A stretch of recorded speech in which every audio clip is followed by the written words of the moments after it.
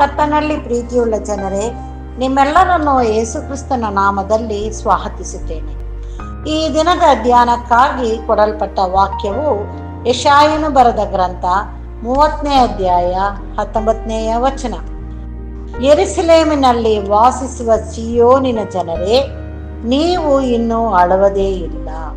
ನೀವು ಕೂಗಿಕೊಂಡ ಶಬ್ದವನ್ನು ಆತನು ಕೇಳಿ ನಮಗೆ ಕೃಪೆ ತೋರಿಸುವನು. ಕೇಳಿದ ಕೂಡಲೇ ನಿಮಗೆ ಸದುತ್ತರವನ್ನು ದಯಪಾಲಿಸುವನು ಎಂಬುದಾಗಿ. ಕರ್ತನಲ್ಲಿ ಪ್ರಿಯರೇ, ಈ ದಿನದ ವಾಕ್ಯಕ್ಕಾಗಿ ಸ್ತೋತ್ರ ಮಾಡೋಣ.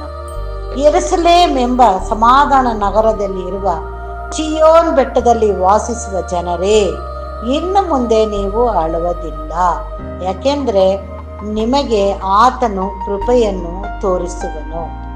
ಚಿಯೋನಿನಲ್ಲಿ ಕರ್ತನು ವಾಸಿಸುತ್ತಾನೆ. ಆತನ ಬಳಿಯಲ್ಲಿ ವಾಸಿಸುವ ನಾವು ಪ್ರಾರ್ಥಿಸಿದ ಕೂಡಲೇ ನಮಗೆ ಸದುತ್ತರವನ್ನು ದಯಪಾಲಿಸುವನು.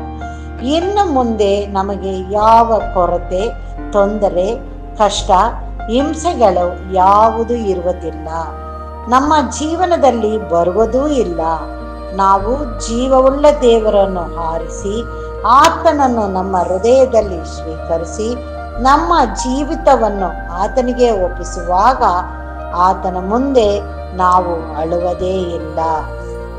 ನಮ್ಮ ಪ್ರಾರ್ಥನೆಗೆ ಆತನು ಕಿವಿಗೊಟ್ಟು ನಮ್ಮನ್ನು ಆಶೀರ್ವದಿಸಿ ನಮಗೆ ಜೊತೆಯಾಗಿದ್ದು ನಮ್ಮನ್ನು ನಡೆಸುತ್ತಾನೆ. ಹೌದು ಪ್ರಿಯರೇ, ನಾವು ಎಷ್ಟು ಧನ್ಯರು. ಇಂಥ ಒಳ್ಳೆ ದೇವರನ್ನು ನಾವು ನಮ್ಮ ಜೀವನದಲ್ಲಿ ಪಡೆದುಕೊಂಡಿದ್ದಕ್ಕಾಗಿ ಆತನಿಗೆ ನಾವು ಮತ್ತೊಮ್ಮೆ ಸ್ತೋತ್ರವನ್ನು ಸಲ್ಲಿಸೋಣ. ಹೌದು ತಂದೆಯೇ, ನಿನ್ನ ಕೃಪೆ ನಮ್ಮ ಮೇಲೆ ಇರುವುದಕ್ಕಾಗಿ ನಿನಗೆ ಸ್ತೋತ್ರ ಎಂಬುದಾಗಿ ನಾವು ಪ್ರತಿನಿತ್ಯದಲ್ಲೂ ಕೂಡ ಆತನ ಬಳಿಯಲ್ಲಿ ಹೇಳೋಣ, ಪ್ರಾರ್ಥಿಸೋಣ. ನಮ್ಮನ್ನು ಬಹಳವಾಗಿ ಪ್ರೀತಿಸುವಂತ ನಮ್ಮ ತಂದೆಯಾದ ದೇವರೇ, ಈ ದಿನಕ್ಕಾಗಿ ನಿನಗೆ ಸ್ತೋತ್ರ ಸ್ವಾಮಿ. ಕೊಟ್ಟಂತ ವಾಕ್ಯಕ್ಕಾಗಿ ಸ್ತೋತ್ರ.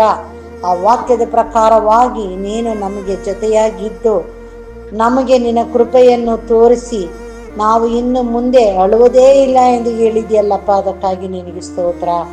ನಮಗೆ ಅಳುವುದೇ ಇಲ್ಲ ಅಂದರೆ ಯಾವ ಕೊರತೆಯೂ ಇರುವುದಿಲ್ಲ ಸ್ವಾಮಿ. ನಮ್ಮ ಜೀವನದಲ್ಲಿ ಬಂದಂಥ ಎಲ್ಲ ಕೊರತೆಗಳನ್ನು ನೀಗಿಸಿ ನೀನು ನಮಗೆ ಯಜಮಾನನಾಗಿದ್ದು ಎಲ್ಲವನ್ನು ನಡೆಸಿಕೊಂಡು ಬರುತ್ತೀಯಲ್ಲಪ್ಪ, ಅದಕ್ಕಾಗಿ ನಿನಗೆ ಸ್ತೋತ್ರ ಕರ್ತನೆ. ನಮ್ಮನ್ನು ಮಾತ್ರವಲ್ಲ, ನಿನ್ನ ಆಶ್ರಯದಲ್ಲಿ ಬರುವಂಥ ಪ್ರತಿ ಒಬ್ಬೊಬ್ಬರನ್ನು ನೀನು ಆಶೀರ್ವದಿಸಿ ಅವ್ರಿಗೆ ನಿನ್ನ ಕೃಪೆಯನ್ನು ಕೊಟ್ಟು ನಿನ್ನ ಆಶೀರ್ವಾದವನ್ನು ನಿನ್ನ ದಯಪಾಲಿಸಿ ನಡೆಸು ಎಂಬುದಾಗಿ ನಿನ್ನಲ್ಲಿ ಬೇಡುತ್ತೇವೆ. ಈ ದಿನಕ್ಕಾಗಿ ಮತ್ತೊಮ್ಮೆ ನಿನಗೆ ಸ್ತೋತ್ರವನ್ನು ಸಲ್ಲಿಸುತ್ತೇವೆ ಕರ್ತನೆ. ನಮ್ಮ ಆಯುಷ್ಯ ದಿನದಲ್ಲಿ ಒಂದು ದಿನವನ್ನು ಹೆಚ್ಚು ಮಾಡಿಕೊಟ್ಟು ನಿನ್ನ ಸನ್ನಿಧಾನದಲ್ಲಿ ಬಂದು ನಿನ್ನನ್ನು ಕೊಂಡಾಡುವಂತೆ ಮಾಡಿದಂಥ ನಿನ್ನ ಕೃಪೆಗಾಗಿ ನಿನಗೆ ಸ್ತೋತ್ರ ಸ್ವಾಮಿ.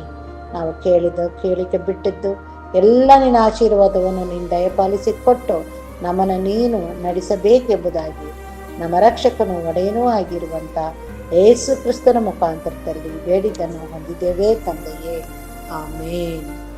ದೇವರು ಈ ವಾಕ್ಯವನ್ನು ಮತ್ತು ನಮ್ಮೆಲ್ಲರನ್ನು ಆಶೀರ್ವದಿಸಲಿ. ಆಮೇನ್.